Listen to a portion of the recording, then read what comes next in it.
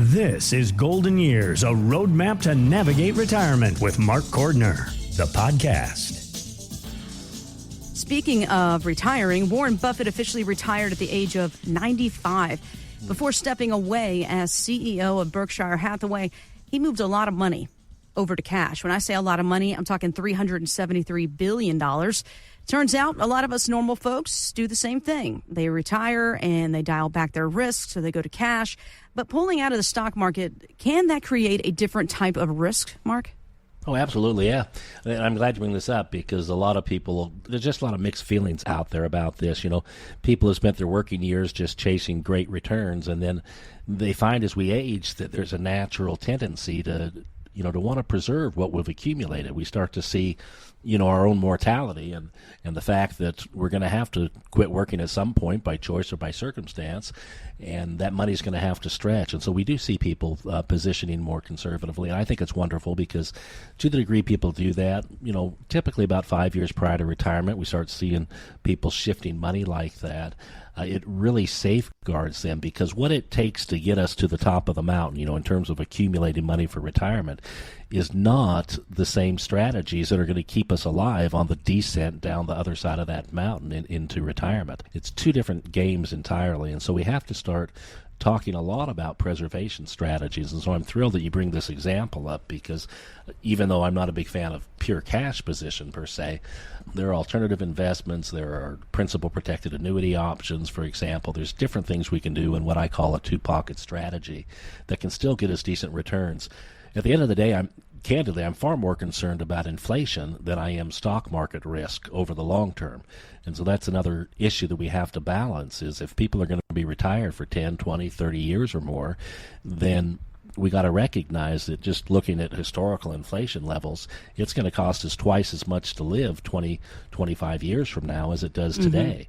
And so we've got to outpace that 3 to 5% kind of inflation range, and that's where the market and alternative investments can be a real friend to us. But yeah, you're bringing up a great point. Even the great Warren Buffett, with all the wealth that he has, for whatever reason, he chose to put a portion of that into cash, and I absolutely see clients doing that where they want to preserve. Could be anywhere from 30 to 50% of the portfolio that we kind of take out of the market, we put into principal protected accounts, and we safeguard them. Mark, I think you would agree with me. It all comes down to what is your risk tolerance? Do you know your risk tolerance, right? Do you understand how your money's working for you if you are invested in certain ways within the market? And I bring that up because for the last few years, it felt like Wall Street has been driven just by really a handful of giant technology companies. But investment strategist Stephen Parker tells CNBC that's changing thanks to healthy broadening in the market. The conversation that we were having back in December was this is all about the Mag 7 and the hyperscalers. And then look what's happened this year. The Mag 7 is down and the market continues to move higher. Well, it's all about the tech sector. And then we saw disruption in the software space. And now we're seeing a big pullback in semiconductors. And yet through all of that, the market is near all-time highs because we are seeing a broadening. Earnings are continuing to deliver. A lot of that is tech. But you look at industrials, utilities, financials. This is a broader story. And that, I think, is really healthy. Well, here's the deal. Most of us, Mark, we don't have time to sit here to keep track of all the market shifts, how, when, and where, all that stuff. I mean, isn't that one of the biggest reasons to work with you, a financial advisor? Oh, absolutely. Yes, we can bring an academic background to this that brings understanding. I mean, at the end of the day, truly, God alone knows what's going to happen in the markets going forward. Sometimes I have to laugh a little bit at these media types who try to prognosticate about where the market's headed and why things are doing what they are, as if a hiccup in Beijing or in Washington, is a reason for yesterday's blip.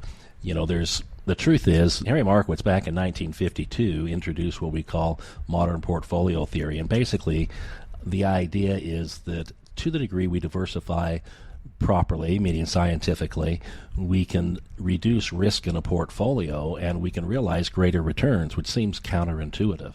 And so, yes, when people work with us, we're able to do a portfolio diagnostic of what they've been doing in the past and point out to them some of the strengths and weaknesses. Often the weaknesses, the overlap, the fact that they're paying more than they should for certain concentrations All of these things we can bring to light for people, and we can show them how to have a healthier portfolio. And candidly, that's a free service we provide, is what we call the evidence-based diagnostic report.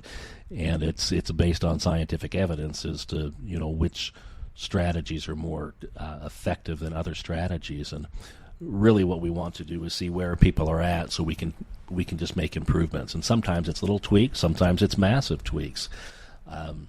But particularly to the degree people rely entirely on the S&P 500, the Mag 7, like he's saying, we see a lot of that. We see people who are getting kind of intoxicated with NVIDIA, for example. A couple of years ago it was Tesla, and they get over-concentrated, and then they get spanked because what goes up comes down. And so with most of our clients, they're in over 30,000 different individual stock and bond holdings. I mean, we're greatly diversified. And again, we can help people with that because we offer this free diagnostic report. We'll offer that to our listeners to the degree you'd appreciate a portfolio review. We're absolutely here to help people with that. Yes, again, this evidence-based diagnostic report, it's all part of that Golden Years roadmap, by the way. Give a call today. Again, 702-996-4050. 702-996-4050. That website, mygoldenyearsroadmap.com. Kind of along the same conversation here with those big tech companies taking over the market. Obviously, AI is the next big monster taking over the market in some ways. AI just seems to be showing up pretty much everywhere, including personal finance. If you need a budget, ask AI. If you're wondering how much you should have in savings, ask AI. If you're looking for investment ideas, of course, ask AI. But there was a new study from the University of Georgia suggests that investors be careful before treating a chatbot like a financial planner. Researchers tested 7 major AI platforms and found that while the answers often sounded reasonable, they weren't always consistent. And sometimes the recommendations varied significantly from one chatbot to the next. So if AI is becoming an even more accepted financial tool here, Mark, where does it still come up short when it comes to retirement planning? Great question. We talked about this a couple of weeks ago, and I love this question because it is all over the place now. AI, people are using at a degree I never anticipated, and I'm, too, having to adapt to that. But I think one of the great shortcomings of AI is that it's kind of like Dr. Google on steroids. You've got so much more breadth with it, and people are going to it and relying on answers that, frankly, they just don't have the capacity to understand the human elements. I mean, there are emotional factors, there are familial factors, spousal. I just think in a marriage, the two different perspectives that you have are often very different between a husband and wife. And if you don't phrase a question exactly right with artificial intelligence, you're going to get a variety of different responses back. And so I actually had a software engineer in here recently talking about how he's using it in his business and how he often has to push back on AI because he knows that the answer isn't quite correct. They sound good, but it didn't sound completely right. So he keeps rephrasing the question and keeps getting wildly different answers, some more accurate than others. I think it's cautionary tale for all of us. We should not take our advice from there, certainly not medical or financial advice from AI, but I think it's a great place to go to learn what questions we should ask. Not only do we learn to ask better questions of AI, but we learn to ask better questions of the human advisors that, frankly, are far more valuable, in my opinion. I can look across the table at a couple, and I can see when one spouse is entirely not on the same page as the other. Sometimes it's matters of comprehension. Sometimes it's just emotional things. A lot of us bring a lot of baggage into our financial lives based upon the experiences of our youth. Sometimes those are traumatic experiences. I have often had people in my office that get to the point of weeping because things come out from their life experiences that, frankly, artificial intelligence would never be sensitive to, would never understand. And it's not the words people are using, it's the emotion and the feelings behind it that have to be understood.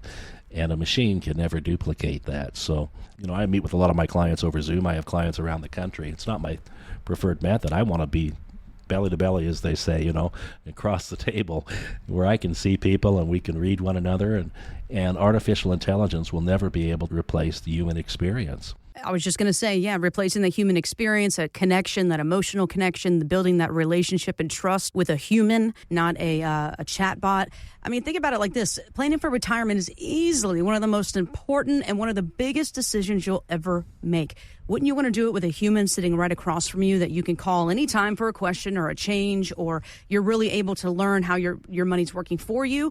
Or would you rather just, talk to some chatbot that may or may not have the correct answer? Not to mention, on top of all this, can you imagine uploading your personal statements with all your personal information to a chatbot? So it's all over the place. Yeah, I don't understand it. Maybe the younger generation gets something out of it. But I think for folks that are looking to retire, my personal opinion is don't trust AI to have all the answers for your retirement, especially because everybody's situation is different. There's a couple different ways to slice the pizza, so to speak. So you want to make sure you're talking with somebody that knows the information inside and out and is available for you. That would be a human connection here. I'm talking about Mark, of course, of Golden Years Financial. That phone number, 702-996-4050. 702-996-4050. The website, mygoldenyearsroadmap.com. Congress continues kicking the Social Security can down the road.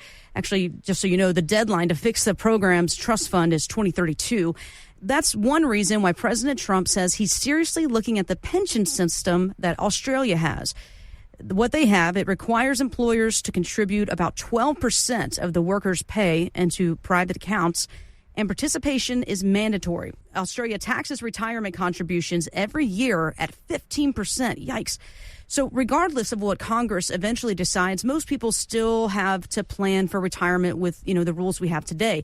What are the biggest things someone can do right now to improve their retirement outlook, Mark? Start thinking about it. Number one, that's just raising the awareness that, the government is not going to be able to rescue us. A lot of people have just kind of been complacent, and as is human nature, time just flies by while we're busy doing other things. And before we know it, most of the callers that call in from this show are people that are approaching 60 and they're wanting to retire within a short period of time. Now we're seeing retirement expectations rise to age 70 more and more commonly, but part of it's because people have waited so long to prepare. I think it's better, we live longer, the more we're engaged, the more we work, but ideally it wouldn't be of necessity, because the truth is we can't control when we have to retire. So the first thing is just raising awareness, and so I appreciate your question. To the degree people start talking about this, particularly as couples, that they get on the same page, any savings, any planning that can be done prior to leaving the workforce is going to put you in a better position for the future. I always say everyone can retire. The question is more if they can afford to live on what they have. And so we need to do an analysis. I'm thrilled that Trump is having this conversation about Australia. They have what's called the superannuation plan, and this idea of getting people just more involved, I just think is just so important. So we'll see where that all goes, but I love that you bring up 2032. We've got a bit of a train wreck coming, and the people who are just now being elected to the Senate are going to have to deal with it, because really we've got 6 years, and then there's going to be some serious problems. So the sooner we have these conversations, the better. Most of our politicians have just been kicking the can down the road. We can't do that anymore in our personal lives or in the government. But the biggest takeaway is don't plan on the government being your salvation, because they can't. They just can't. Exactly. I think at this point, it used to be you retired at 60, 65, you got Social Security, you got the gold watch, you were ready to go. We've been talking for years about how, really the fund for Social Security is diminishing. Now we're really seeing the light at the end of the tunnel. There are other ways to provide your income in retirement. It's not just the market. It's not just Social Security. There's actually different tools and strategies, Mark, where it allows you to have guaranteed income for life. You're exactly right. Most commonly what we're looking at there are annuities. 100 years ago, people went to insurance companies to be confident in the income they would have in retirement. Somewhere along the way, as the stock market became more popular and kind of more democratized, where more and more people were participating through mutual funds and all, we started to see these sexy returns, and people looked away from the insurance companies. They looked away from the certainty that the insurance companies could provide. I certainly don't do that. I personally own 8 annuities, and I will have more before I'm done, because to be really candid, my wife doesn't really deal with money. She's phenomenal legendary with her gifts with little children and all. She has extraordinary gifts outside of finance. And so one of the reasons I've done these income contracts, as they're commonly called, is I know that if I were to drop dead tomorrow, that she could turn income streams on one at a time, and over time just keep layering more and more income on as she needs. These income contracts, these income annuities that come from insurance companies contractually guarantee that you will have income as long as you live. It can be over your life, or it can be over your life and your spouse's life, what's called a joint payout. But you can have an assurance there that at least your basic expenses, your dignity, is going to be covered.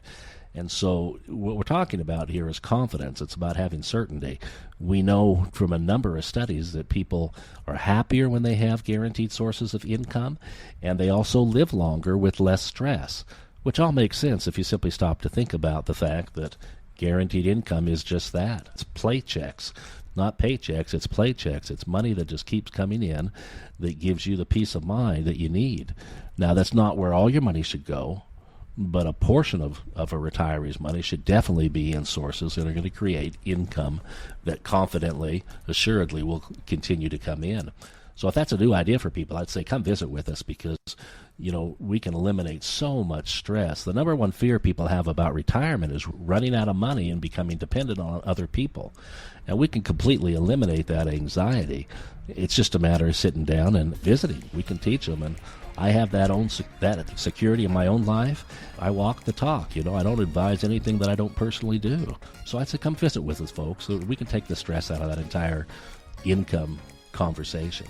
Investment advisory services offered through Golden Years Financial LLC, a registered investment advisory firm. Insurance is offered through Golden Years Insurance Services. These firms do not provide legal or tax advice. Consult your own legal and tax advisors before taking actions that may have tax implications. Investing in securities involves risk, including the potential loss of principal. Insurance contracts principal protection is based on the claim-paying ability of the respective insurer. None of the information contained on this website shall constitute an offer to sell or solicit to buy a security or insurance product. The information and opinions contained on this site or requested from this site are provided by third parties believed to be reliable, but accuracy and completeness cannot be guaranteed. They are provided for informational purposes only and are not a solicitation to buy or sell any of the products mentioned. Any media logos and or trademarks contained herein are the property of their respective owners, and no endorsement by those owners of Mark Cordner, Golden Years Financial, or Golden Years Insurance is stated or implied.